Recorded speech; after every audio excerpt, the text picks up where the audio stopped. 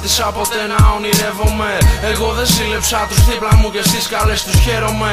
Ποτέ δεν ήμουν αιτία για να σπάσει μια φιλία. Και όταν κάποιοι με χρειάζονται είμαι εκεί. Ζούμε σε μια εποχή που οι φίλοι είναι ελάχιστοι και παίζουν άπειροι εχθροί. Μα ξέρω καλά ποιοι αγαπήσανε το ζει και ποιοι ήρθαν δίπλα μου και που αποσκοπή είναι. Καλύτερα να μην τα σκέφτομαι. Αδιαφορώ τα προσπερνάω και στο χάος πάλι χάνομαι. Έχω σκεφτεί πολλές φορές που καταλήγουμε, το τι γεννιόμαστε και πως μια μέρα όλοι θα πεθάνουμε. Αναρωτιέμαι για το δίπλα μας τι κάνουμε, τελικά σε τι στοχεύουμε και που σκοπεύουμε να φτάσουμε. Φερθείτε όμορφα στους γύρω σας, χανόμαστε σε μια κλωστή, όλοι κρατιόμαστε.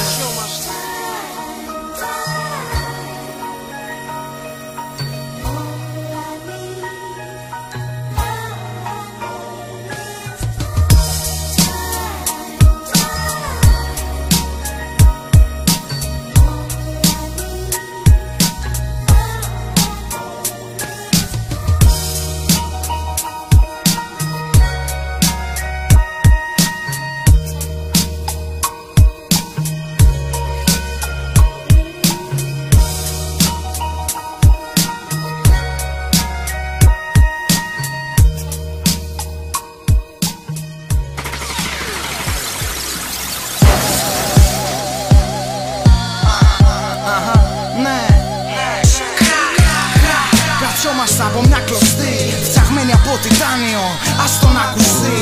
Φίλοι και εχθροί, περαστικοί γνωστοί, με ρωτάν τι θα γίνει, μαν άκουσα πως δεν με ενδιαφέρει η επιτυχία σου.